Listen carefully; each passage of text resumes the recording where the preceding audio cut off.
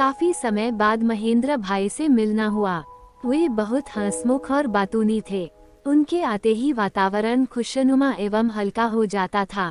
बरसों बाद उनसे मिलना हुआ। तभी बचपन में मिले थे, फिर अपने अपने गृहस्थी के कामों में फंस गए। बीच में समाचार मिलता रहा, पर मिलना नहीं हुआ। हम भी रिटायर होकर एक जगह कोठी बनाकर रहने लगे। वे एक बार इधर आए तो हमसे भी मिले। आकर पिछली बातें बताने लगे। कहने लगे, अब तो तुम बहुत बोलने लगी हो, बचपन में चुप रहती थी। मैं क्या कहती, मन ही मन कहा। बचपन में सब लोगों से घर भरा था, बहुत लोग बात करने वाले थे। यहाँ मैं अकेली ही स्वागत करने को थी तो बोलना तो पड़ता ही। अभी भी ज्यादा बोलने की आदत नहीं है। वह कहने लगे, जब तुम्हारी हाई स्कूल में फर्स्ट डिवीजन आई थी, ताऊजी बहुत खुश हुए थे। उन्होंने एक हंडिया भरकर लाल रसगुल्ले हमारे पास भिजवाए थे तुम्हारे पास होने की खुशी में। वे बहुत चाहते थे कि तुम्हारी फर्स्ट डिवीजन आए और तुमने फर्स्ट डिवीजन पाली।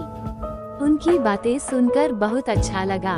मुझे इस बात का पता नहीं था कि बाबूजी ने मेरे प्रथम श्रेणी में पास होने की खुशी में महेंद्र भाई के घर रसगुल्ले भिजवाए थे।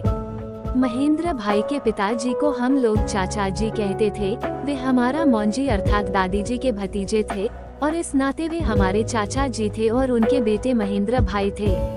उनसे इस तरह नजदीक का रिश्ता था। महेंद्र भाई तो बात करके चले गए। मुझे कुछ रुपए भी दे गए कि बहन के घर आया हूँ पहली बार। मना करने पर भी नहीं माने। वातावरण को खुशनुमा बनाकर अपनी बातों से पुलकित कर वे तो चले गए, पर उनके जाने के बाद मैं बहुत देर तक सोचती रही बाबूजी के बारे में। अब तो बाबूजी नहीं रहे। मेरे हाई स्कूल पास करने के कुछ दिनों बाद ही वे नहीं रहे थे। जब मैं हाई स्कूल में थी तभी से वे बीमार थे। हार्ट अटैक आया था, कमजोर हो गए थे। उस समय हार्ट अटैक का इतना अच्छा इलाज भी नहीं था। मूली का जूस, गाजर का जूस, कुछ दवाएं और क्या क्या तो उनको दिया जाता था, पर कुछ लाभ होता नहीं दिखता था। वे पलंग पर लेटे रहते थे। हमारी माँ हमको बाबूजी के पास बैठने को भेजती थी। हम भाई बहनों में से कभी कोई जाकर बैठता था, कभी कोई। कभी मैं जाकर बैठती थी। जब मैं जाती तो हाथ में कोई किताब या पत्रिका रहती और उसे बैठकर पढ़ती रहती। बाबूजी कुछ नहीं पूछते थे। फिर मेरी 10वीं की बोर्ड की परीक्षाएं शुरू हो गईं। एक दिन मैं बाबूजी के पलंग के पास नीचे बिछे कालीन पर उल्टे लेटकर कोई पत्रिका पढ़ रही थी। बाबूजी ने पूछा, तुम्हारी परीक्षा शुरू हो गई? मैंने कहा, हो।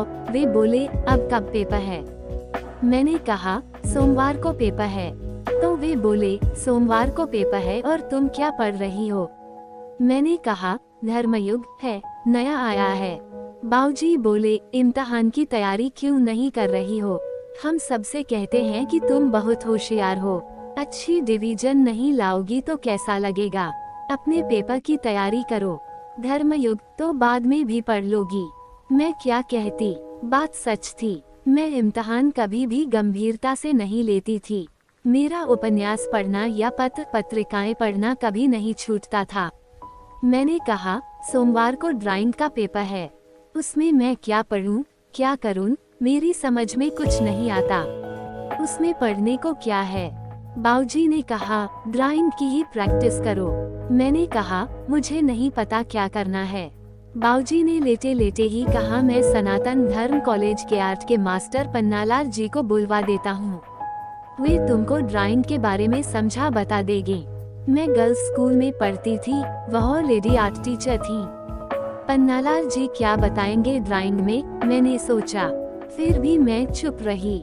सोचा, बाबूजी कह रहे हैं तो देखते हैं कि पन्नालाल जी क्या बताएंगे।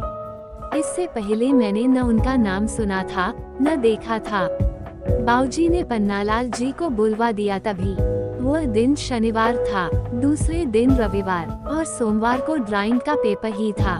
पन्नालाल जी आए। वृद्धावस्था को छूती उम्र थी, लंबी दाढ़ी अधपकी सी, काले केशों के साथ सफेद केश भी थे। सिर के बाल उड़े उड़े से चौंध दिख रही थी। धोती कुर्ता पहने हुए उन्होंने आकर मेरा ड्राइंग की कॉपी ली, रंग लिए, ब्रश लिए, पेंसिल ली। कॉपी पर पेंसिल से षटकोण में एक गुलाब का फूल बनाया, उसमें बहुत सुंदर गुलाबी रंग भरे, बहुत अच्छा शेड दिया, मुझे शेड करना बताया। उसकी टहनी बनाई, पत्ते बनाए। मैंने कहा, इस गुलाब के फूल से मैं क्या बनाऊंगी? ड्राइंग के पेपर में तो त्रिकोण में या गोल घेरे में या चतुर्भुज में कोई डिजाइन बनाने के कहा जाएगा। पन्नालाल जी ने समझाया, इसी फूल को तुम सब तरह से इस्तेमाल कर सकती हो। उन्होंने उसे त्रिकोण में, चौकोर में, गोल घेरे में फिट करके दिखाया, फिर लंबे से बॉर्डर में फिट किया। उन्होंने कहा, जो भी आकृति या शेप देनी हो, इसी फूल से दे देना।